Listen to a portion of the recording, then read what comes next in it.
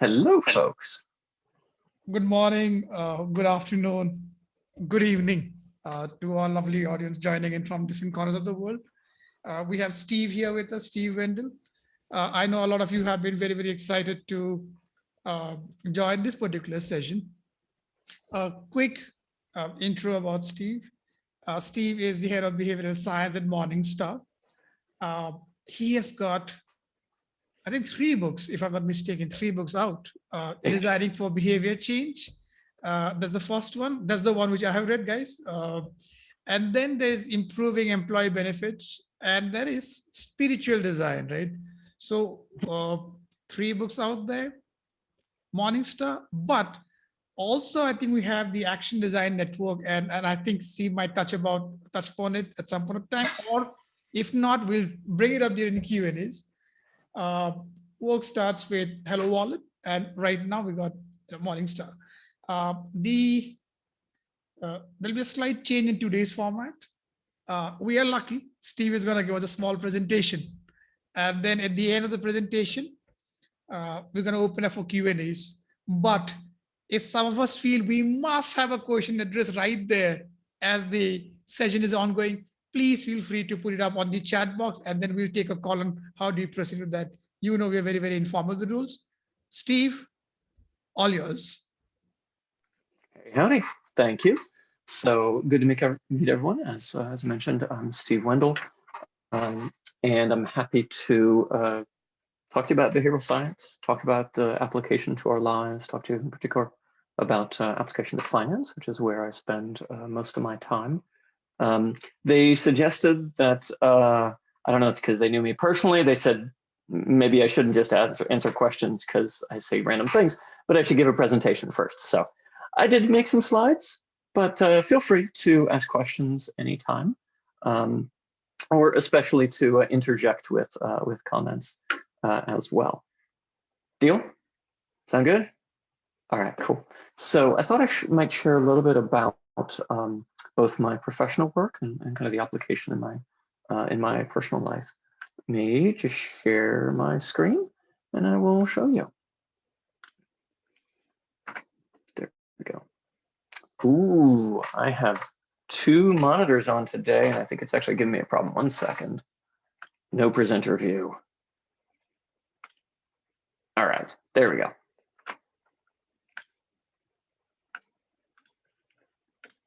Now, can you all see it okay? Yes, we can see. Great. Okay. Yeah, so there we go. Thank you. So I've spent over a decade working in my professional career on issues of finance, how people save money, how they invest, and then how they blow it all in a panic, how we make common mistakes. And there's one example that I really love to use, and it was from I'm a researcher, so I always like to tip my hat to the first people who did this. So there have been many, many studies afterwards. So let me start with an example from James Choi, Bridget Madrian, and others, where they went to a company and let's just say they talked to 100% of the employees, and a good 2/3 of them said, yeah, you know, I really should be saving more money. Okay. The next question they asked is, okay, are you going to go save more money? So what portion of the population do you think committed to saving? You could say it, you can put in the chat window, whatever you like. If you say it though, if you're on mute, it'll be really hard to hear you. At I think you just said it, but you were on mute, so I couldn't tell.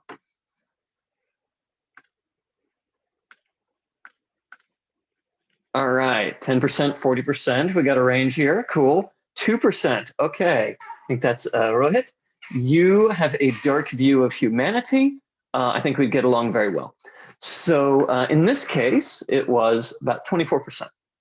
So considerably less than half of the people who identified the problem, but still a good quarter of people said, yes, I'm going to go do this. Now, what portion of them actually did it? So the beauty of this particular study is that they had administrative data. They didn't just take people at their word. They could go check what really happened. So what portion of people do you think really did it? Okay, and Rohit, you're gonna have to struggle. You got to go below 2% now. So, okay, what do we got? We got 5%, 66% they would, and 5 they did. Nice. Okay, cool. Okay, so we have 3%. We have a range. We have some folks who are similarly skeptical about human abilities, like I am. 3% in this particular study. And so that is what I have devoted my career to, this gap between intention and action. I started out, not actually in behavioral science, I'm a political scientist by background. I started out telling people what to do. I started out telling people, you should really save. This is how much you save. This is the vehicles you could save. And more or less people said, duh, we know that. Even they would say, yes, I agree with you, I'm going to do it. But the problem was people wouldn't actually follow through.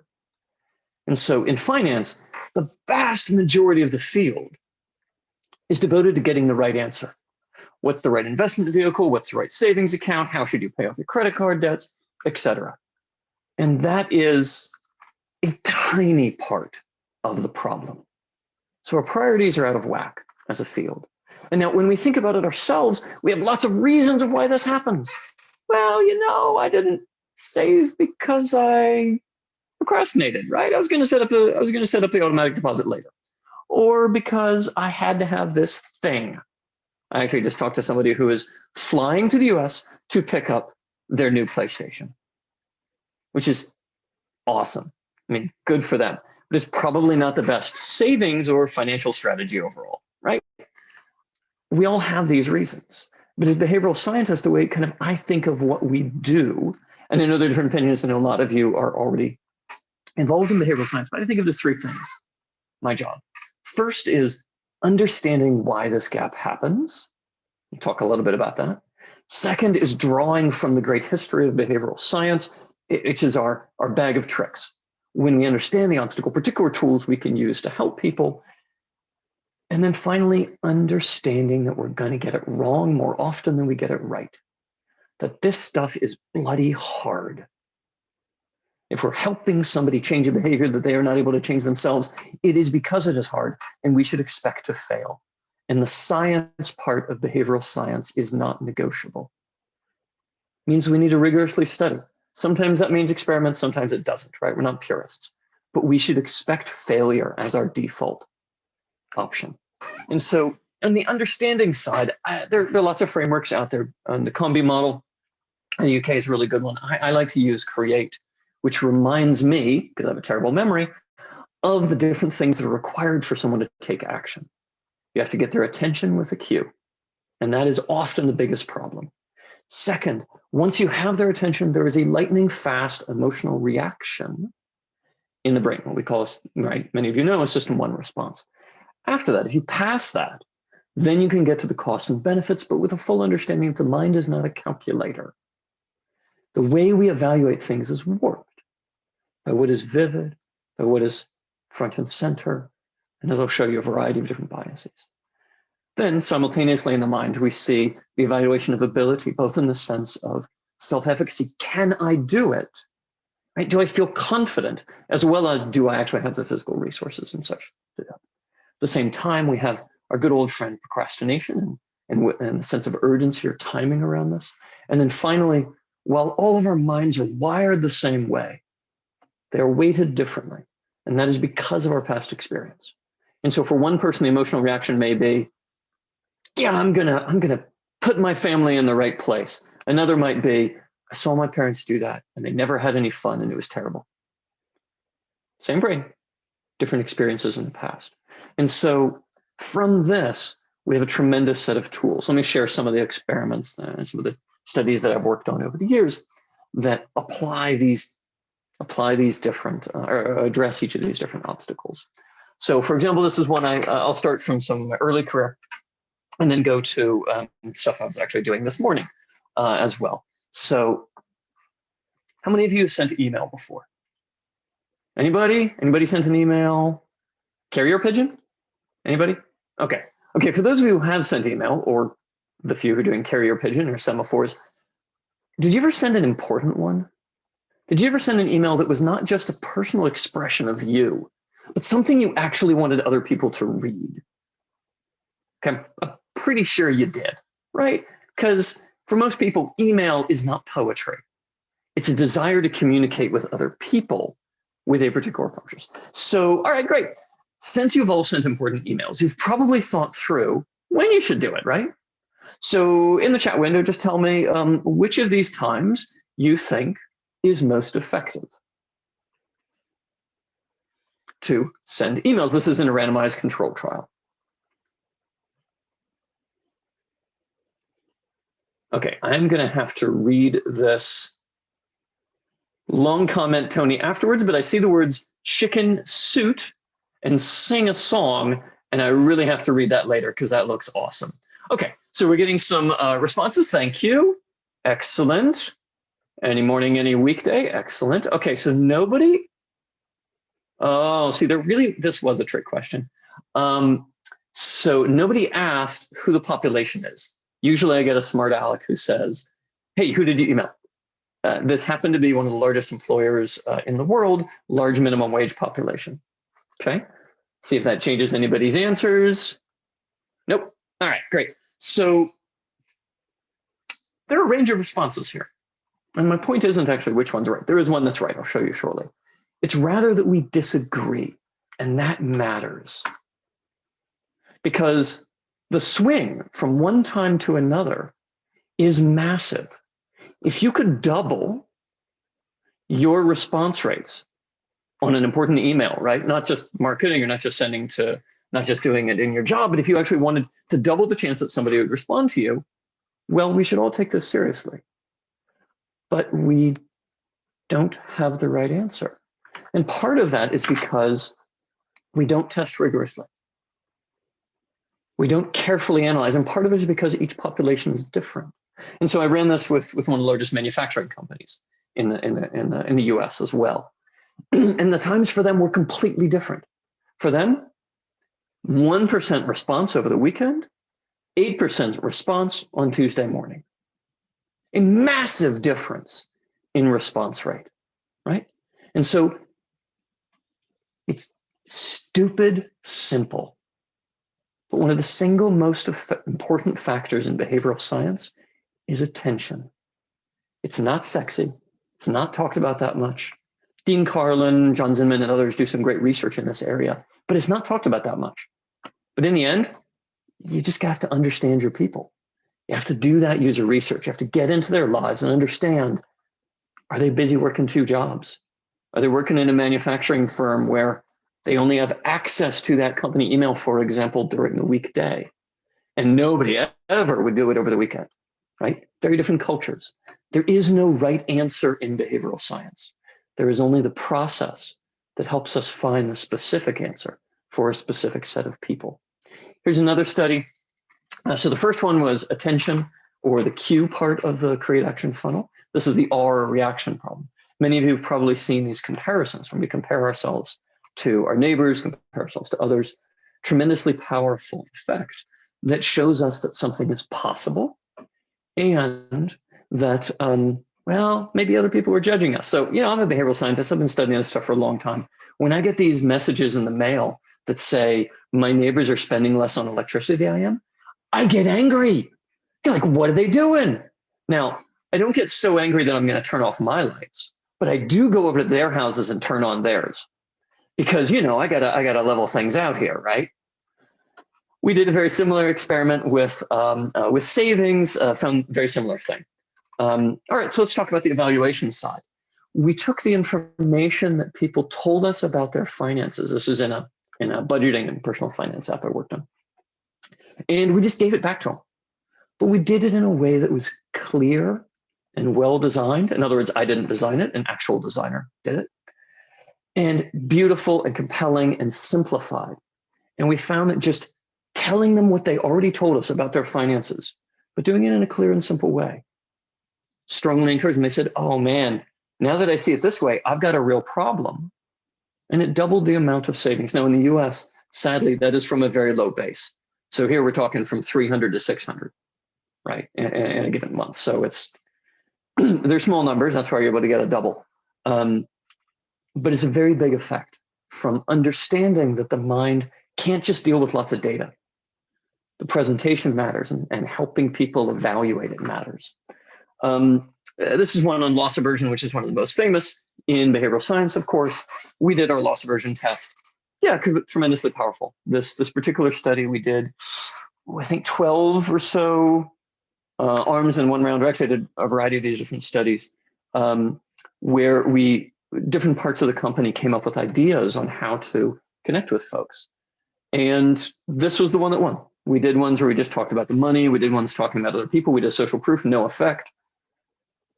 In this context, we found that people just really viscerally hated the fact that they were losing money to these ATMs.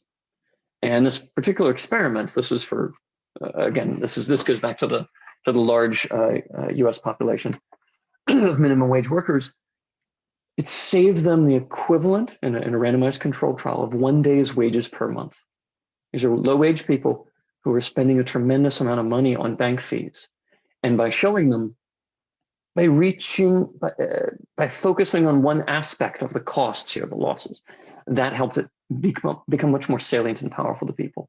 Here's some work on the investing side, where sometimes just simply showing people the benefits of an action can help. It's not that sexy. It's not that exciting. But yeah, that can help too. This was on a study for a type of education savings account. Some nice effects, 15% mean effect on folks. This is a study I'm running right now, which gets to the experience side, which is, sometimes people just have to go through the experience in order to understand, in order to be able to react appropriately. So I'm helping some folks at the University of Wisconsin on a study which is to help people fight fraud. And the approach that we're taking is, well, trick them again and again and again until they learn not to be tricked. We're doing it in a nice way. We're not actually taking their money, but we're mocking up. We're actually we've sourced the many different fraudulent campaigns that are out there, gathered them all together, and we're actually just putting people through and testing to see how many of them they can get right and not, and showing them that they're getting tricked. And yeah, it's actually very effective. So this is us. This is part of the education.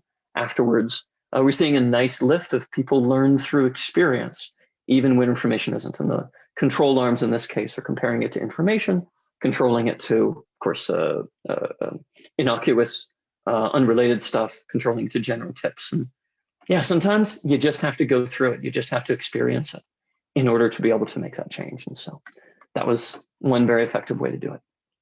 Now, one of the things we see is that the costs of our biases are very real. This is a national study we did measuring the cost of biases, actually one of the only few that I think anyone has done, connecting it to real world financial outcomes. And so, yeah, the numbers are low because sadly in the US savings is low overall. But you see the higher someone's bias, the less money they have, checking, savings, et cetera. We do this after controlling for income, after controlling for age, education, et cetera. There are real financial costs to people. Moreover, these biases are connected with real behaviors. It's not just this abstract thing. It's not just, I want somebody to do something in my app. This is deeply fundamental to people's lives. So for example, if they're in a good state on present bias, 7.5 times more likely to plan for the future regularly, right? 2.8, almost 3 times as likely to spend less than their income to live within their means. These are real important financial outcomes. The challenge is people don't care. Or more correctly, they don't see it as a problem for themselves. We see time and time again that people see that biases and these challenges are problems that other people face, but not themselves. This is a study we ran with National Study of Americans, as well as advisors, particularly because it's an investing context. And we asked the advisors, the people who are trying to help, how important do you think it is to help people with their emotions? They said, absolutely very important. We asked the clients, right, the people they were trying to help. Dead last. Tried different wording. Dead last. Tried a different approach, tried a different framing. Second to last. And so as a behavioral scientist, this is, well, to be frank, very depressing that we see in the numbers, we see in people's lives how important these things are. And yet people don't want help. And so what I've learned as a person working in product and working in marketing is that telling people you're going to help them with their biases ain't a winning strategy, but we need to do it anyway, right? This is we see huge gaps between intention and action. Or maybe somebody will find the way to actually convince people, hey, this is your bias and this product is just meant to help you with your bias. But those are few examples out there.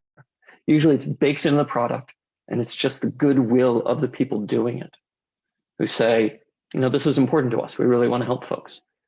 That's where we see it most often, sadly, because I don't know any survey, I don't know any results where regularly people say that they have a problem in their heads, in their psychology, and they want help outside of a mental health context. And so this is our uphill struggle. And if I can switch gears and wrap up, there's one place where we can do this, and that is among the members of this audience, doing it for ourselves, right? So for other people, in a way, we have to bake it in and not make it too overt, because that's not what people are looking for, right? They're not looking for help with their biases. They may want more money, they may want to exercise, etc. But telling people that we're going to help them with their biases, it doesn't seem to be a winning strategy. It's just the right thing to do. But for ourselves, that's different. When we can recognize as people in the field, yeah, we've got a challenge, then we can apply these lessons to ourselves. And I think that's also the most honest and good place to start in the first place. So I want to talk to you about one way that I've been trying to do it. And perhaps this might resonate with you, and perhaps it might not. How many of you feel relaxed? Generally. How many of you have a sense of peace?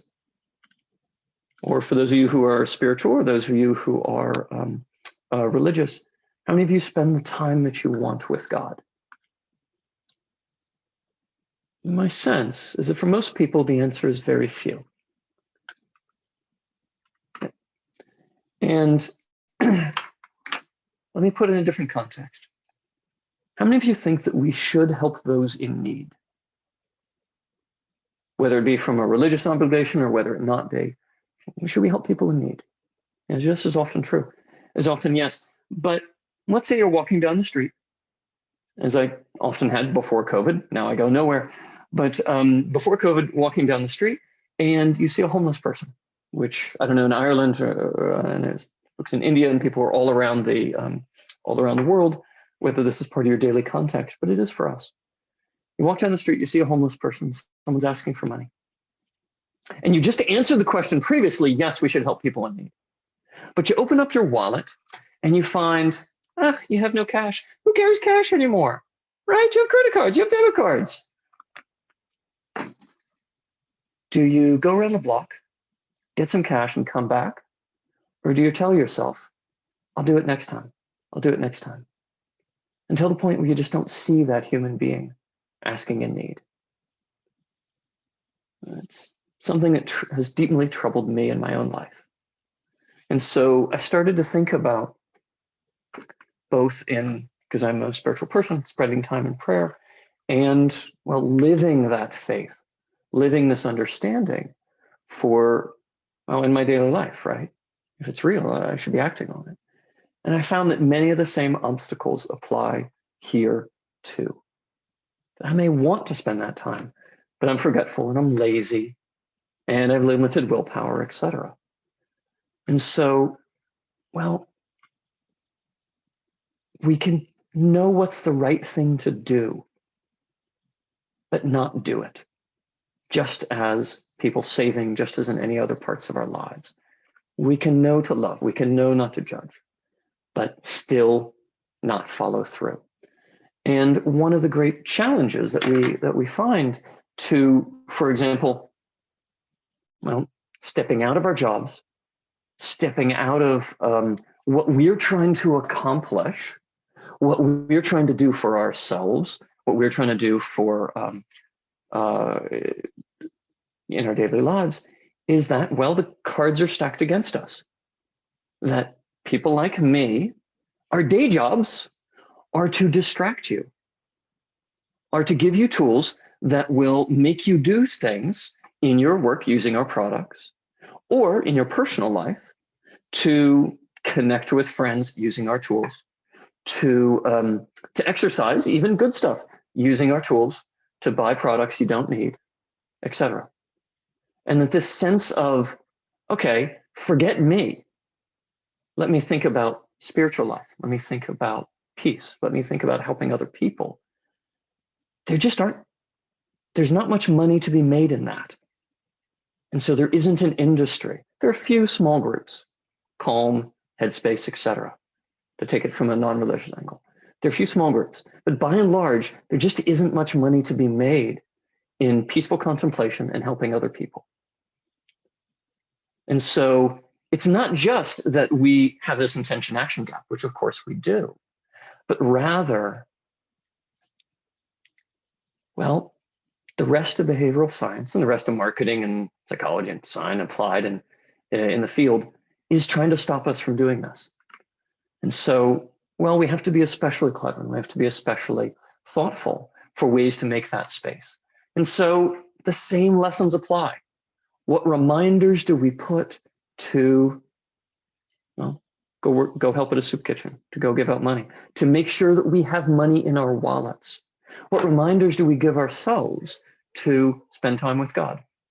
I have one on my phone every day, same time, right? I have a calendar reminder. It's cheesy, but look, I get so many other notifications trying to push me to do other things. This is just one small thing trying to go in the other direction. For me, now, I will warn everybody, they did ask me to talk about my book, Spiritual Design. So I'm giving some of the lessons for that. I know from most talks in behavioral science, you would never see a picture of the Bible. By the way, I'm a Quaker. I'm not trying, I have no interest in converting anybody. It's just rather, this is an application we can apply to our own lives, and I hope it might be useful for you. So for me, well, some of those reminders, I wear a cross, right?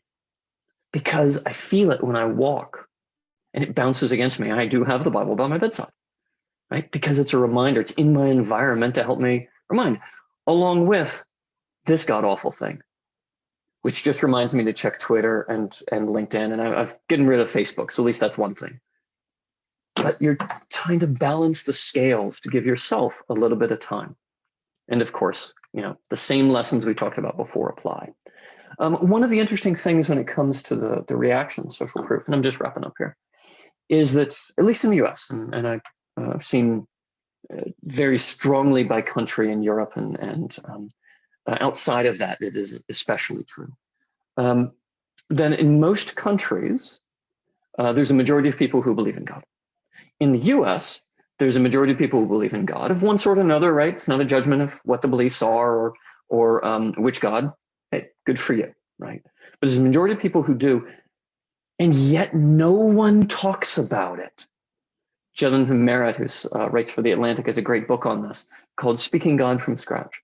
We are so uncomfortable even raising the issues of faith, right? That I had to double check with the organizers. Are you sure you really want me to talk about this in this session with you all, right? And I'm very hesitant generally to talk about this because at least in the US, it is verboten. It is taboo to talk about this stuff because we think somebody's trying to proselytize, somebody's trying to, bring you over to your side.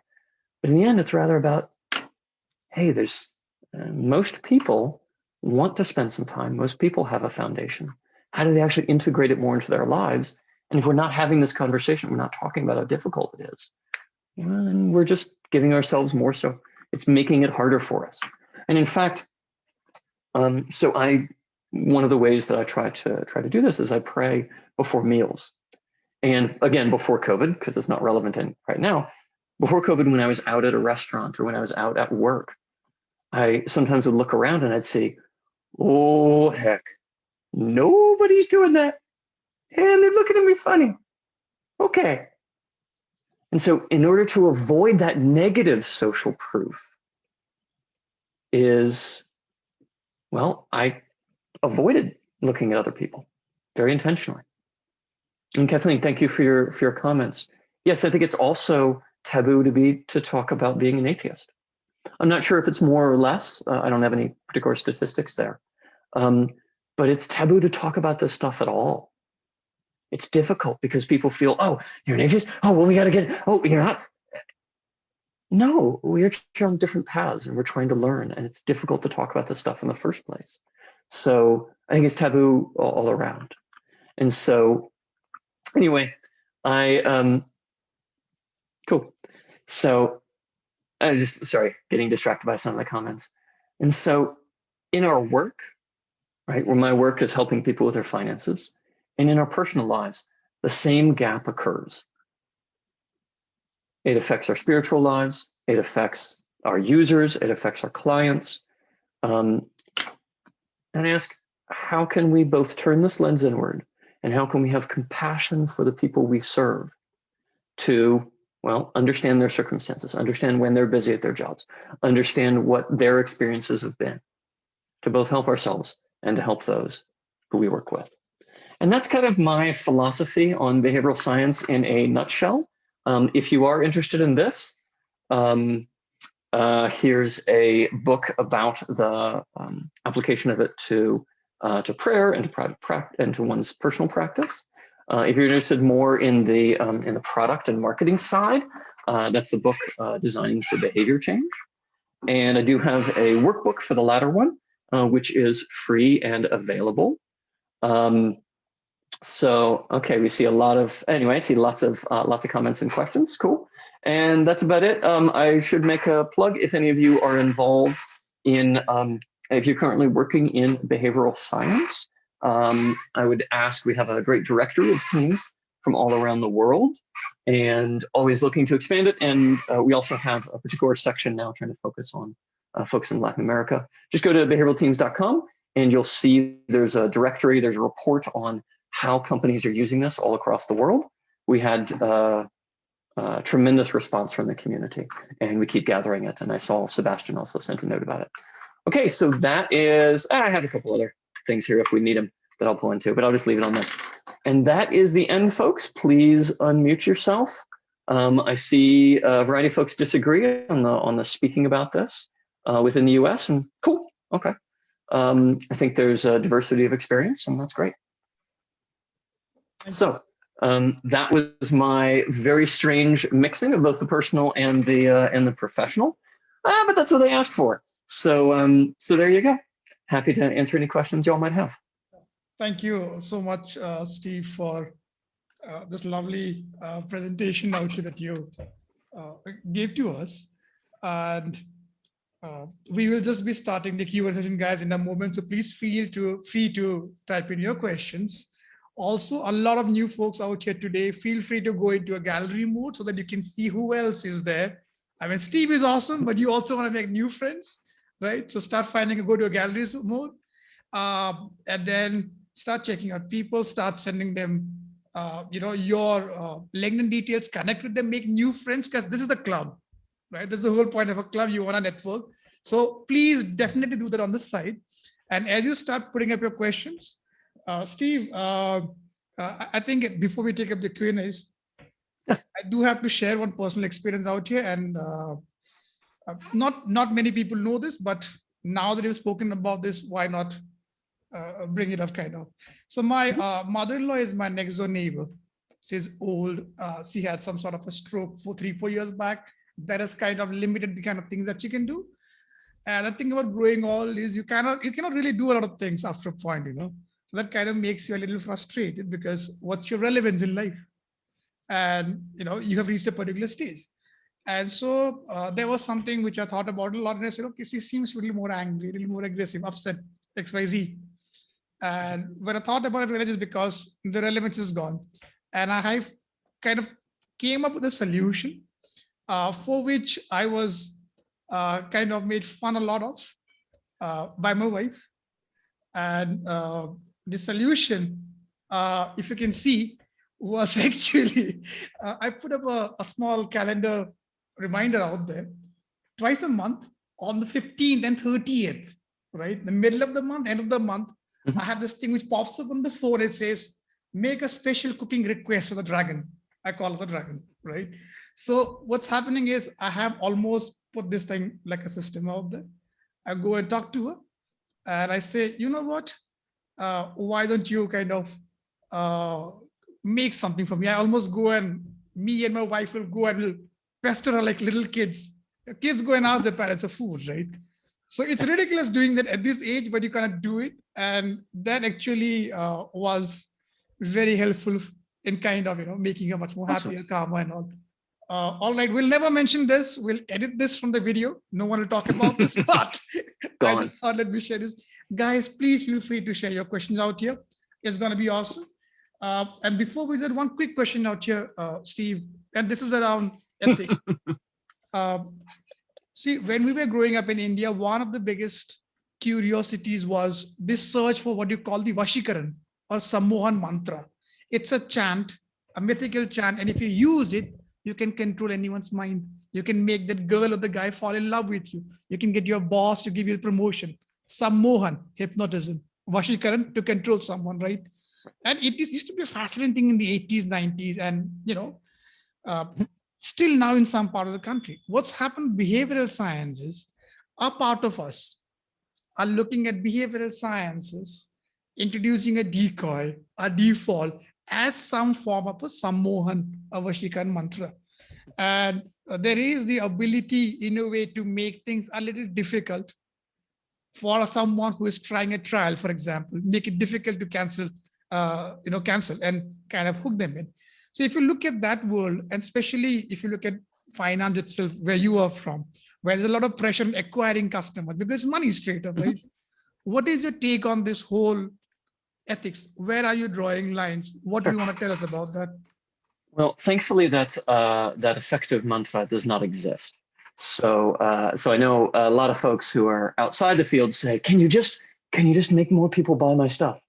First of all, I say, is it a good product? And if the answer is no, I say, hopefully no one can. But even if the answer is yes, like, it doesn't work that way, right? I think it is a process. It is not a bag of tricks, right? It's not a woohoo, now people can do stuff. It'd be very scary if there were such a thing. But I think ethically, we should think about behavioral science on ourselves just as other people. Number one rule, is this advice you would take yourself? Is this a product you would use yourself? Is this something you would give to your mother, right? If you can't answer all of those in the yes, you're doing something wrong. And the real challenge isn't that we don't know right from wrong, it's that we have the same gaps there. And in particular, we fool ourselves. So I'm a strong proponent of ethical checklists, of, right, clearly identifying what those are. And I've set my own rules for that. And we do as a team, and we have independent review and all that stuff, right? Fine. But the real challenge that we all face is self-deception. Is, I'm doing this for my team. I'm doing this for my company. Maybe they'll like it, etc. Right? It is the lies we tell ourselves. At Dan Ariely's book, the honest truth about dishonesty, which is, I think, his most important and least popular book, right? Because it's not sexy. It's not about how to tell other people what to do. It's about how we lie to ourselves. If any of you on this call are creative, right? Or if you're reasonably intelligent, which I'm assuming you are, and probably far more than I am, then that lying to ourselves is worse when we are creative and intelligent. And so I look to how do we apply behavioral science to our environment to, well, reinforce our own ethical behavior. Checklists are one thing, right? Really, how do we set up an environment where we have independent review, where we've made an ethical commitment socially, right? Where we've made, where we have social proof about the good examples of people following right, and not Amazon, Facebook, and Uber, right? Where we set our appropriate reference point. That's how I think about it. Neat, man. Fantastic stuff. We quickly jump down to what Tony was saying, and let me read the comment for you. When I was in my 20s, I had about 10K in credit card debt, and I made a bet with a friend that I would pay it off in 1 year. If I didn't, I had to wear a tie of his design in the corporate environment I worked in. All right. If I won, he had to he had to put on a chicken suit and sing a song on the steps of the Pacific Stock Exchange. Oh, that's lovely. I busted my butt and I won. Nothing like the threat of fear and humiliation to focus the mind. All right. Yep. Indeed, that's awesome. There's, I mean, that's what we call like a commitment contract, right? There's a group. This is partial to what he's talking about. What he's talking about is even more awesome. There's a group, stick.com, that Dean Carlin created. If you go to its stickk.com, which is about creating these funny, you really don't want to do it if you fail kind of penalties for yourself. So. Those are cool. I see you right. unmuted yourself. Do you want to? I didn't know if you were going to ask me a question, Prakash, so I did unmute myself. But it was a lot of fun, and oh my, we had so much fun with the whole bet and the lead up and paying off. You know, it was a game. It was a real game. But he was going to make me wear some horrible, ugly tie with, you know, F the corporations, you know, down with our corporate overlords. I probably would have been fired if I'd had to wear it. It was that kind of environment. But yeah, I did. I worked hard. And then I promptly celebrated by going out and bringing up another $10,000 worth of debt, and then learned my lesson and paid it off, and haven't done it since. But you know, it was a good learning experience. Yeah. For guys who don't know, Tony was right there when we put the club together and we're figuring out how do we grow this. How do you one day get someone like Steve Wendell to come and say, you know what, I don't mind talking with these guys and putting an hour out there. How do you do it, right? So Tony was right there in the beginning with us, helping us with those discussion sessions. Priyanka, do you want to unmute and go and ask your question about attribution error? Sure. I have two questions. The first one being,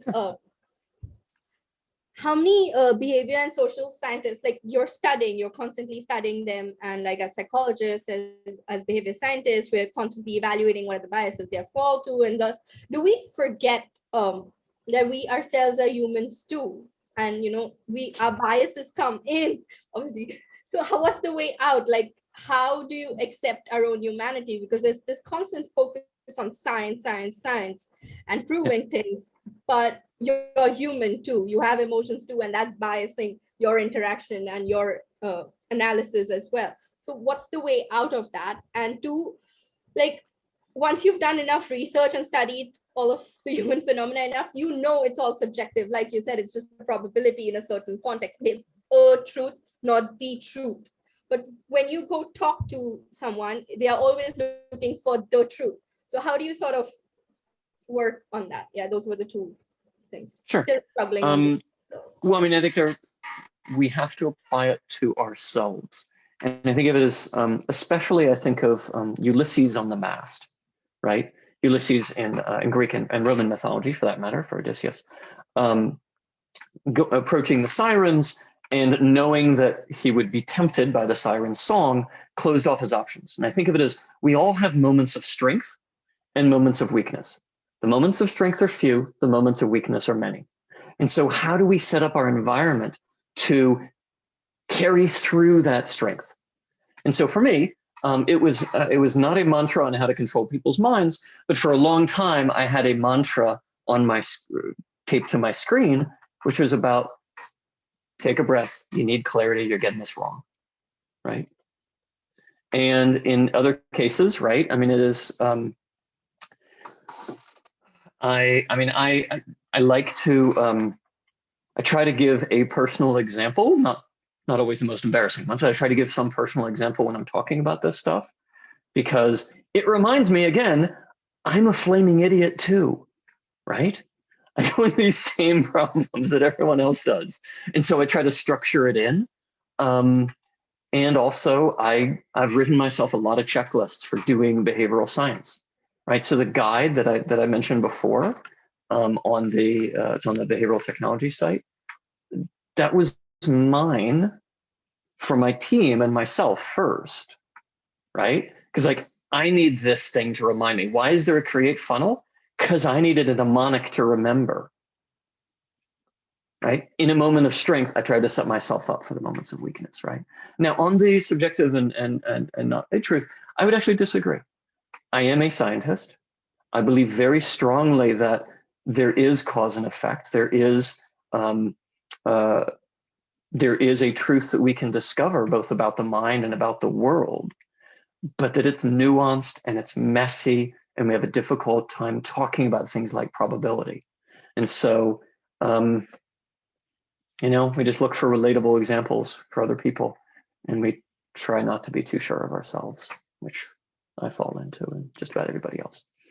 So, and I should say, by the way, for those of you who came in just during the discussion of spiritual design, the point there was not that you should talk about God, but rather that there are very different experiences. So I came from Chicago and from Maryland and California. Those are places in the US where it's much less common. I now actually live in Tampa, Florida, and it is completely the reverse, right? It's rather that in dealing with others, we should have a compassion to understand that their experiences may be different. And in dealing with ourselves, we should realize we have these obstacles, that when we want to do something, we will probably struggle just as much. For me, one of the things I wanted to do was pray more, and I struggled with it. So that's a personal example. For you, it may be something else. And it is not a judgment on what that struggle is or where you struggle with it. Well, thanks for other questions? touching that, Steve, the discussion about faith, atheism, and opening and not opening up. Steve. Yeah, I mean, you can't even talk about it. People are like, no, I disagree. Like, people, I get. Yeah, that's there. And in today's world, it's much more difficult to talk about a lot of things. There, especially if you're using social media to have those discussions, a certain nuance is lost. There is a question here from Steve Audit. Steve, you want to ask your question yourself? Steve is from the Caribbean, by the way, guys. Hi everyone, and hi Steve. I had the great pleasure of picking up your book. Great. Way back in. Oh yeah, that's the first edition I see there. Yes. Way back in and that was like an early. That was the green cover. That was like the first run of the first edition. Man. Like in 2014, 2015, yeah. My quick question to you is: you were speaking about attention, and you said you come back to it and elaborate. Now, of course, it's a very, very wide subject. So I just asking if you can elaborate a little bit on attention, however you want to. Sure. So kind of two pieces I think of. One is just understanding the basic human struggle. There are an infinite number of things that a person could be thinking about, and we don't usually recognize that, right? I just want to let that sink in. At any given moment, your users, your prospective clients, have an literally infinite number of things they could be thinking about. Your product, your task is one in an infinite soup. And we don't usually think about that because we're too close to it. We're like, my product's awesome. Why aren't they reading my message? It was so well crafted. Look at the design. It's beautiful. No. Attention. You are facing one to the infinite. You got a real problem. And making it more awesome doesn't solve that problem. Rather, it means paying attention to attention. And so for that, we look at what is the structure of someone's time, whether it be, again, whether you're applying it to yourself or whether you're applying it to your users. When are they simply busy? When are they simply distracted? And find the times when they're not. Or if they're always distracted, how do you get in front of their eyeballs where they're already going? Not how do you yell louder in order to get their attention. That is effectively using a motivation strategy or an evaluation strategy to try to solve an attention problem. It's a mismatched approach, right? How do you either get in front of their eyes, or how do you find when they're more flexible? That's usually the main problem. And it is because of our biases as designers, as product managers, as people building something awesome who are too close to the problem, that we don't realize we're facing a one to infinite problem. And so that's kind of the short version of the elaboration in the workbook and in the book over. Also, I think there's more in the new edition if you want as well, Steve. I have a section particularly on attention and the challenges and a set of strategies of how you overcome it. And that's some of the, I had some additional slides at the end. Okay, yeah. So you relabel something, use reminders, you make it clear when, anyway, there are a variety of different techniques that you can use for that problem. Oh, right, I'm not showing my screen. That's what I was looking at. This is in the guidebook. So it's a chart that says, here are some of the techniques that have been tested in the field, right? And if you're trying to stop people from having attention to something, right, like it's a drug or it's a problem in their lives, there's similar techniques that you can use there. Anyway, that's what I was talking about. Other questions? Thank you so much, Steve. Steve Audit. For guys who don't know Steve Audit, he is from Trinidad and Tobago. He is a designer. And he's a pioneer in the Caribbean in bringing in behavioral science into the world of design. And I'm not sure how Steve feels about sharing it, but I think I'm going to share it anyway. He is, I think, the only person in the whole behavioral science world, applied world, who actually rocks a six-pack abs. Okay, it's out there, guys. Okay, there's a story of Steve on it. Thank you so much, brother, for joining in. There is another question I saw from Nancy. Can't unsee that. All right. So there's a question here from Nancy. Nancy, would you want to come in, unmute yourself and join in, Nancy, with your question? Yes, thank you. So what I was wondering is, what are the best ways that a marketer can help a prospective customer overcome the intention action gap? Sure. Number one, understand them. That's your first place, always. There are no customers in general. There are no marketing challenges in general. It is disappointing, it is unsatisfying, but it's also true. And so what we do is it has to start with user research, if you have access to direct people, or it has to start with detailed quantitative analyses of patterns of behavior, digital patterns of behavior, right? That's the only way. The rest is just making shit up, right? We have to actually know the people and know what they're struggling with. And so I think of it as find the data or the people, either qualitative or quantitative data, right? I'm not a purist. Second, try to identify what is the obstacle they're facing. I use the create funnel for that. There are a variety of other approaches to think about obstacles systematically. And third, find an obstacle appropriate to that. And so often that challenge is one of attention, but not always. And so that's why I talked about I used a few examples from the attention world, right? But sometimes that a problem is they just don't trust you. And getting more attention is just going to make them trust you less. And making it seem more valuable is just going to make them trust you less. You have to address the fundamental problem of attention. Sorry, the fundamental problem of trust. See, I use attention so much, I can't even stop saying it. You got to address that fundamental problem of trust. And thankfully, there are some techniques for that, but you also have to be trustworthy. And so, anyway, it is unsatisfying. I'm sorry. I won't even ask if that answered your question because I know it didn't, but I'll try to quickly move on to somebody else. Sorry. All right. Let me help you move on to something else by inviting Eleanor. Eleanor, you had a question. Do you want to go ahead with this? And I'm in marketing, by the way. It's tremendously frustrating. I'm not telling you, hey, you're doing something wrong. It's just really frustrating for all of us. Sorry, go ahead, Eleanor. Eleanor, do you want to unmute yourself and join us with your question? Yeah, I'll just unmute. I shan't put the video on and inflict that on everyone. It's early morning here.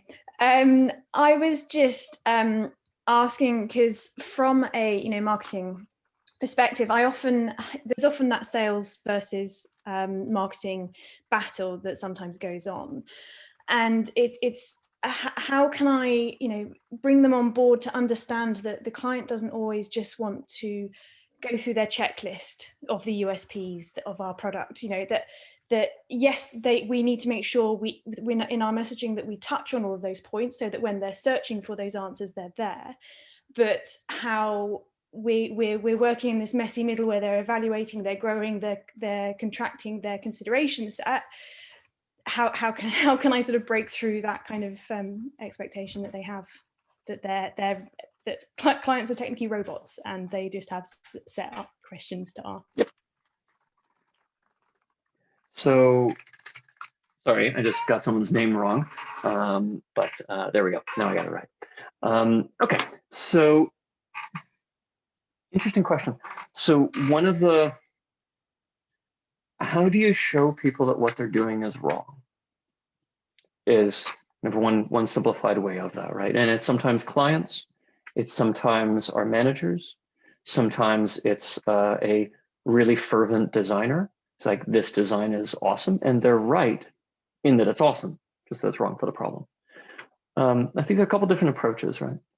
One that I use is to agree and say, cool, I think this is the right approach. I would like to demonstrate that. I want to measure it. And this is particularly important, it's particularly relevant in a context where people's contributions aren't valued, right? You say, okay, designers, and too often this is with designers whose contributions aren't valued well. You say, great, let's measure the impact of that design. I ain't gonna say anything about whether I personally think it's right or not, because I know I'm usually wrong. But let's actually just make that step towards measuring rigorously, right? And can we do that with a client? Often, so like, hey, how about this? You'll only have to pay me if the technique I'm recommending is effective, right? And we'll measure it rigorously, we'll agree on the process, we'll agree on how to do this. And what you find, I wouldn't recommend, by the way, basing a large part of your budget on this for the reason I'm about to tell you, is that most of those suggestions, most of the approaches don't work. Once we start measuring rigorously, we find that once you have a decent base, when you have a decent product, and you have a decent marketing and communication, marginal changes are very difficult, right? Because you're starting with something decent, right? And so when you measure rigorously, you find that 5 times out of 10, 6 times, 7 times out of 10, you have very little marginal impact. And that is a humbling experience. Let me tell you, I've gone through it many times. It is a humbling experience that then changes the conversation to, oh, then maybe we should try something different. And we should continue measuring. So that's one route, which is you don't argue at all. You just measure. And then the change of mind comes from that measurement, right? Another approach is the diversity of ideas. Say, cool, great, can we try 5? We've got all these different ideas, let's bet. We actually did a bet. We did a fun game where we gave virtual tokens. We did a casino. We did lots of different rounds of this, right? And bet on whose idea would win, right? And it wasn't me. It wasn't the behavioral scientist. It was actually somebody in customer support who was closest to the client, right? Another approach you can use is, and this is related to it, is you invest behind the scenes in the technology so that it's easy to try lots of different options. Right? The harder it is to do one, the more people argue about that one. And so what do? Rather than argue louder, you make it just one not so important. You break it up into lots of small tasks. You make it up into a series of different ideas, and you get to that diversity of ideas through that. I hope that helps. Oh, and the other is you use the mantra that he was talking about to just control their minds. That's the third option. But I haven't figured that one out yet. Search for the Vashikaran mantra is one perennial never-ending search out here in India. We all search for it. We have a lot of Godman actually in our culture out here, Steve. Mm-hmm. We are almost at the end, and if I could put down one last question out there. Yeah, sure. If you look at typical behavioral science interventions, these are what we can call incremental tweaks to changes. We're looking at people making changes to their emailers, DMs, increasing downloads, click-through ratios. Mm-hmm. Yeah. I'm talking in terms of digital products, right? And then you suddenly find out about something like a Lemonade, the insurance company. Mm-hmm.